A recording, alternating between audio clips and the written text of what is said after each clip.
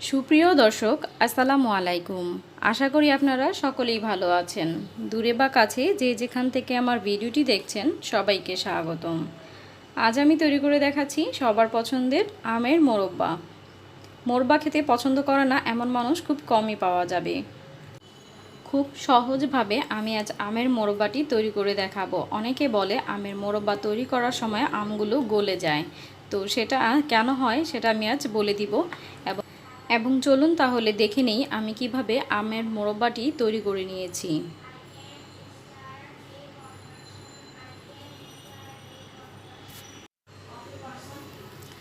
আমের মোরব্বাটি তৈরি করার জন্য আমি এখানে 4টি আম নিয়ে নিয়েছি। এই 4টি আমের ওজন 1 কেজি আছে। আমি 1 কেজি পরিমাণে আম নিয়ে নিয়েছি এবং আমগুলো কিন্তু শক্ত আঁটে হতে হবে, এই রকম আম নিয়ে নিতে হবে। তো আমি আমগুলোকে ছিলে নিয়েছি, দেখতে পাচ্ছেন, এবং মাঝখান থেকে কেটে 2 পার্ট করে নিয়েছি। আমগুলো কিন্তু একটু লাল হয়ে গিয়েছে, দেখতে পাচ্ছেন, সমস্যা নেই। আমি আজ এই আমগুলো দিয়েই আমের মোরব্বা তৈরি করে নেব। আসলে আমি আমের মোরব্বা তৈরি করার জন্য এই পর্যন্ত 4বার আম কিনে এনেছি, একবারও আমের মোরব্বা তৈরি করার জন্য পারফেক্ট আম পাইনি। তো আমের মোরব্বা বানানোর জন্য সবচেয়ে কঠিন পার্ট হচ্ছে এটাই যে আমগুলোকে খুব ভালো করে কেচতে হবে। আমি একটি কাঁটা চামচের সাহায্যে আমের মোরব্বা তৈরি করার জন্য আমগুলোকে এইভাবে কেচে নিচ্ছি। এটা খুব সাবধানে করতে হবে যেন হাতের মধ্যে আবার লেগে না যায়। আস্তে আস্তে করে আমি আমগুলোকে কেচে নিচ্ছি এবং যতটা পর্যন্ত গভীরে নেওয়া যায়, মানে আমের আটি পর্যন্ত যেন মোরব্বাটা চামচের যে খোঁচাটা হয় সেটা লাগে, তো সেইভাবে করে নিতে হবে। দেখতে পাচ্ছেন আমি পুরো আমটাকে খুব ভালো করে কেচে নিয়েছি এবং অপর পাশেও কিন্তু উল্টা পাশেও করে নিয়েছি। আমের আটিটা যদি শক্ত না হয় তাহলে কিন্তু আম যখন আমরা চিনির শিরার মধ্যে দিব তখন কিন্তু আমটা গলে যাবে বা ভেঙে যাবে।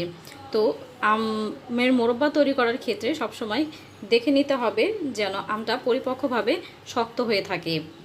তো এর মধ্যে আমার সবগুলো আম কেঁচা হয়ে গিয়েছে, আমি দেখিয়ে দিচ্ছি, এবং এরগুলো আমি পানির মধ্যে ডুবিয়ে রেখেছিলাম। এবার পানি থেকে তুলে আমি খুব ভালো করে চেপে চেপে আমের ভেতর থেকে রসটা বের করে নিচ্ছি।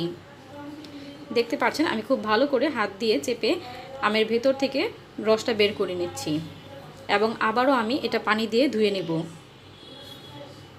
যতক্ষণ না পর্যন্ত এর ভেতর থেকে স্বচ্ছ পানি বের হয় ততক্ষণ পর্যন্ত আমি এটাকে এভাবে ধুতে থাকবো এবং এর ভেতর থেকে চেপে চেপে এভাবে রসটা বের করে নেব। দেখতে পাচ্ছেন আমের ভেতরে কিন্তু অনেক কষ ছিল, সেগুলো বের হয়ে গিয়েছে। আমি প্রায় এইভাবে অনেকবার করে ধুয়ে নিয়েছি, দেখতে পাচ্ছেন।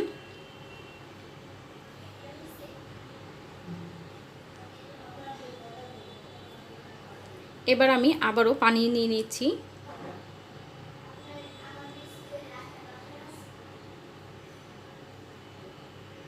আমগুলো ডুবে যাবে ঠিক এই পরিমাণ পানি নিতে হবে। এবার দিয়ে দিব 1 চা চামচ চুন। পান খাওয়ার জন্য যে চুনটা ব্যবহার করা হয় এখানে আমি সেই চুনটাই নিয়ে নিয়েছি। চুনটাকে পানির সাথে খুব ভালো করে মিশিয়ে নিয়েছি। এবার আমগুলো এই চুন পানির মধ্যে ডুবিয়ে দেব।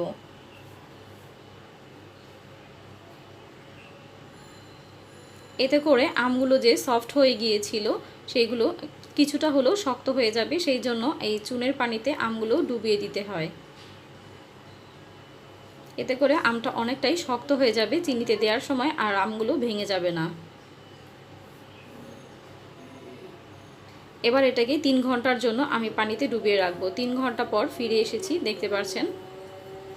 3 ঘন্টা পর দেখতে পাচ্ছেন এটার লুকটা কিন্তু অনেকটাই চেঞ্জ হয়ে গিয়েছে। আমি এগুলোকে খুব ভালো করে চেপে চেপে এর ভেতর থেকে পানিটা বের করে নিয়েছি।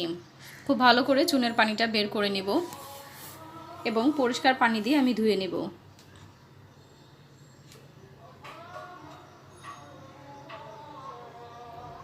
এবারও আমি 6 থেকে 7 বার পানি বদলে বদলে আমি ভালো করে ধুয়ে নিব। খুবই ভালো করে ধুয়ে নিতে হবে এবং আমি হাত দিয়ে খুব, দেখতে পাচ্ছেন, খুব শক্ত করে চেপে চেপে এর ভেতর থেকে যে পানিটা ছিল সেই পানিটা আমি বের করে নিচ্ছি এবং অনেকটা কিন্তু এবড়ো থেবড়ো হয়ে গেছে আমের পিসগুলো।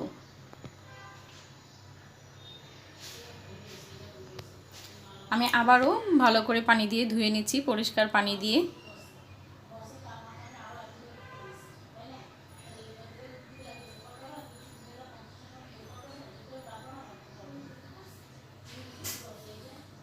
একইভাবে আমি আবারও আমগুলোকে ধুয়ে নিব।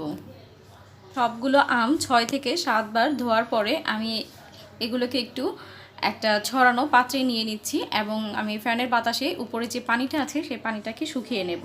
আপনারা চাইলে রৌদ্র দিয়েও শুকিয়ে নিতে পারেন। তো এর জন্য আমি চিনি নিয়ে নিচ্ছি। চিনি শিরাটা তৈরি করার জন্য আমি এখানে 4 কাপ পরিমাণ চিনি নিয়েছি। আমি পরবর্তীতে আরও 1 কাপ চিনি দিয়ে দিয়েছিলাম। এখানে আমি মোট 3 কাপ চিনি দিয়েছি এবং পরবর্তীতে আমি আবার 1 কাপ চিনি দিয়েছিলাম। তো এর ভিতরে আমি দিয়ে দিচ্ছি 2 কাপ পরিমাণ পানি। 1 কেজি আমের জন্য 1 কেজি চিনি শিরাটা একদম পারফেক্ট আছে। তবে এই আমগুলো কিন্তু দেখতে পেরেছিলেন যে একটুখানি লাল হয়ে গিয়েছিল, কিন্তু পুরোপুরি পাকা হয়নি। এই আমগুলো এমনিতেই অনেক মিষ্টি ছিল, কাঁচা আম, তারপরেও মিষ্টি ছিল অনেক, তাই আমি চিনিটা কিছুটা পরিমাণ কম দিয়েছি। এর মধ্যে এখন দিয়ে দিচ্ছি একটি এলাচ এবং একটি দারচিনি। এবার পানিটাকে জাল করে নেব। যখন একটা বলক চলে আসবে, এই পর্যায়ে চলে আসবে, তখন এর মধ্যে আমি আমগুলো দিয়ে দিব। দেখতে পাচ্ছেন আমি আমের থেকে কিন্তু পানিটা শুকিয়ে নিয়েছি। এবার সবগুলো আম আমি চিনি শিরার মধ্যে দিয়ে দিচ্ছি।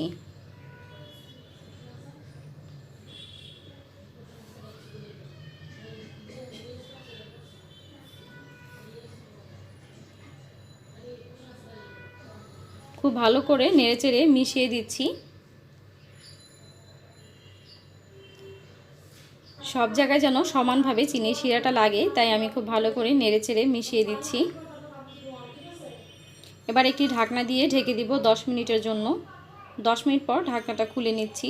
চুলার আঁচটা কিন্তু এই পর্যায়ে মিডিয়াম করে দিয়েছি। এবার একটু নেড়েচেড়ে হালকা হাতে নেড়েচেড়ে দিচ্ছি এবং একটু উল্টে পাল্টে দিচ্ছি আমগুলো, যেন সব দিকটায় সমানভাবে চিনি শিরাটা ঢুকতে পারে।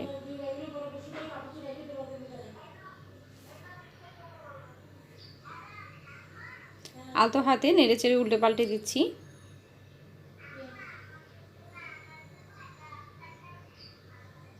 আবারও ঢাকনা দিয়ে ঢেকে দিব 10 মিনিটের জন্য। 10 মিনিট পর আবারও ঢাকনাটি খুলে নিচ্ছি। এবার আবারও একটু নেড়েচেড়ে নেব।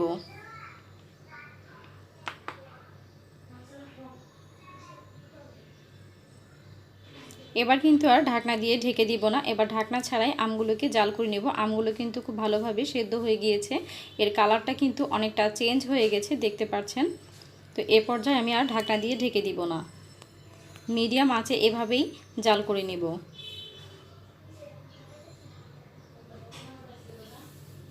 তো জাল করতে করতে যখন চিনি শিরাটা এইরকম ঘন হয়ে আসবে, দেখতে পাচ্ছেন অনেকটা কিন্তু ঘন হয়ে এসেছে। আমি একটু তুলে দেখিয়ে দিচ্ছি। আমের মোরব্বাটা কিন্তু তৈরি হয়ে গিয়েছে। আমি একটু কাছ থেকে দেখিয়ে দিচ্ছি। দেখুন আমের মোরব্বার যে একটা কালার থাকে সুন্দর, সেই কালারটা কিন্তু চলে এসেছে। তো আমি আরেকটু জাল করে নিচ্ছি, আরও 5 মিনিটের মতো জাল করে নেব।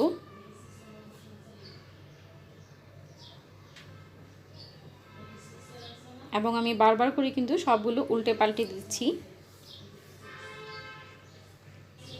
5 মিনিটের মতো জাল করা হয়ে গেলে এবার আমি চুলাটাকে বন্ধ করে দিব এবং ঢাকনা দিয়ে ঢেকে এভাবেই রেখে দিব সারা রাতের জন্য। চিনি শিরার মধ্যে ডুবিয়ে রাখবো আমগুলো। তো সারা রাত পর আমি সকালে যখন ঢাকনাটা খুলেছি, দেখতে পাচ্ছেন শিরাটা কিন্তু অনেক কমে গিয়েছে এবং শিরাগুলো সব আমের ভিতরে ঢুকে গিয়েছে, দেখতে পাচ্ছেন। আমি আবার একটু উল্টে পাল্টে দেখিয়ে দিচ্ছি। আমগুলো যে এবড়ো থেবড়ো হয়ে গেছিলো সেগুলো কিন্তু আর ভাঙা নেই, শক্ত হয়ে গিয়েছে আমগুলো। আমি একটু তুলে দেখিয়ে দিচ্ছি।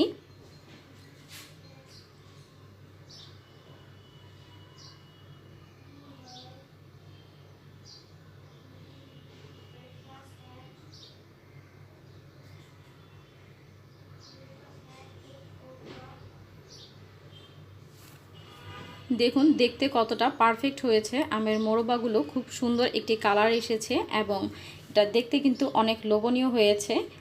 খুব সহজভাবে আমের মোরব্বাটি তৈরি করে দেখানোর চেষ্টা করেছি। আশা করছি ভিডিওটি আপনাদের কাছে ভালো লাগবে। এই আমের মোরব্বাগুলো একটি কাচের বক্সে ভরে অনেক দিন পর্যন্ত সংরক্ষণ করে খেতে পারবেন, নষ্ট হবে না। অথবা কেউ চাইলে এগুলোকে নর্মাল ফ্রিজেও রেখে দিতে পারেন, তাতেও অনেক দিন ভালো থাকবে। আশা করছি পুরো ভিডিওটি আপনাদের কাছে ভালো লেগেছে। ভিডিওটি যদি ভালো লেগে থাকে তাহলে অবশ্যই একটি লাইক দিয়ে দিবেন এবং আপনাদের মূল্যবান মতামতগুলো কমেন্ট বক্সে কমেন্ট করে জানাবেন। এবং আমার চ্যানেলে যারা নতুন আছেন, আমার চ্যানেলে নতুন ভিডিও দেখছেন, ভিডিওটা যদি ভালো লেগে থাকে অবশ্যই চ্যানেলটিকে সাবস্ক্রাইব করে বেল আইকনে ক্লিক করে রাখবেন, তাতে আমি ভিডিও আপলোড করার সাথে সাথে সবার আগে নোটিফিকেশন পেয়ে যাবেন।